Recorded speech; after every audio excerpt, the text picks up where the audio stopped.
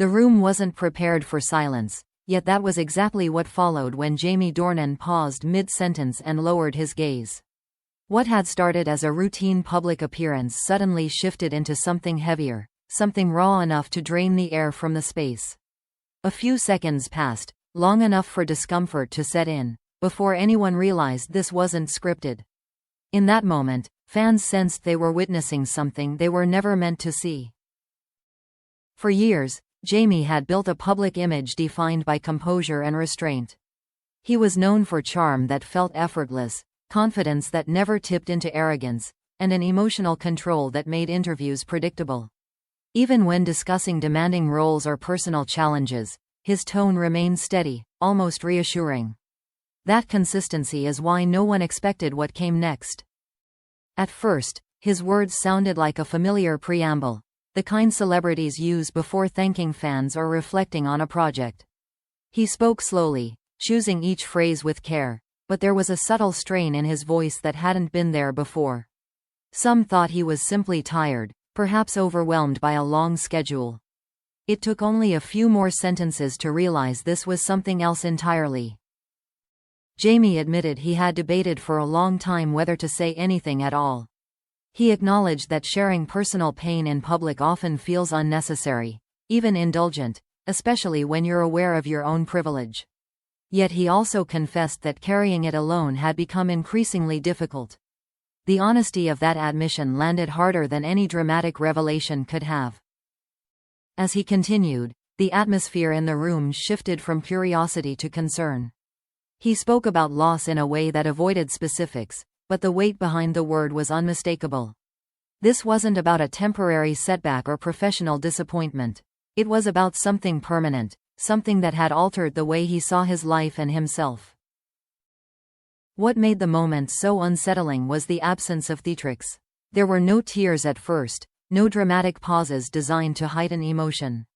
Instead, there was a quiet vulnerability, a sense that he was revealing this not for effect, but because he no longer knew how to keep it hidden. That restraint made his words feel more real, and far more painful. Fans later described how the room seemed to hold its breath. Some looked away out of respect, others leaned forward, unwilling to miss a single word. Phones that had been raised moments earlier slowly lowered, as if recording suddenly felt intrusive. For a brief stretch of time, celebrity culture dissolved, replaced by a shared human experience. Jamie spoke about how grief doesn't always announce itself loudly. Sometimes it settles in quietly, weaving into daily routines until it becomes almost invisible to everyone except the person carrying it. He described waking up to normal days that felt fundamentally different, marked by an absence he couldn't explain away. The simplicity of his description made it impossible to dismiss. There was a moment when his voice faltered, just slightly, and that was enough. A ripple of emotion moved through the audience, audible in soft gasps and shifting seats. This was the point where many realized the announcement wasn't just sad, it was deeply personal. The kind of truth that feels heavier once spoken aloud. Jamie made it clear that he wasn't seeking sympathy. He emphasized that pain isn't a competition, and that everyone carries their own version of it. What he wanted, he said, was honesty, both with himself and with the people who had supported him for years. That desire for openness, even in discomfort, was what ultimately pushed him to speak. As he reached the end of his statement, the silence returned, thicker than before. No one rushed to applaud, unsure whether doing so would break something fragile. It was a rare moment where reaction felt secondary to reflection. The shock didn't come from scandal or surprise, but from the realization that someone so carefully composed had been quietly unraveling. By the time the applause finally came, it was subdued and uneven, more a gesture of support than celebration. Jamie nodded once, visibly affected, and stepped back from the microphone. What lingered wasn't just sadness, but a haunting awareness that this announcement marked a turning point. Something had been revealed, and there was no unhearing it. The news would soon spread beyond that room, reduced to headlines and fragments online. Yet those who witnessed it firsthand understood that the true weight of the moment couldn't be summarized. It wasn't just about what Jamie said, but how long he had lived without saying it. And that realization left many wondering what kind of pain must exist for silence to feel safer than the truth. Once the announcement escaped the room and entered the digital world, the reaction was immediate and overwhelming. Clips circulated within minutes, stripped of context yet heavy with emotion, leaving fans stunned by a version of Jamie Dornan they had never encountered before. Social media timelines filled with disbelief, confusion, and an outpouring of concern from people who suddenly felt closer to him than ever. What began as shock slowly transformed into something quieter and more personal. Many fans admitted they had replayed the footage several times, searching for hidden meaning in his words. Some expected a clarification to follow, a statement that would neatly explain the sadness and put boundaries around it. Instead, there was nothing, no immediate follow-up, no attempt to soften the impact. That absence forced people to sit with the discomfort, and for many, that was the hardest part.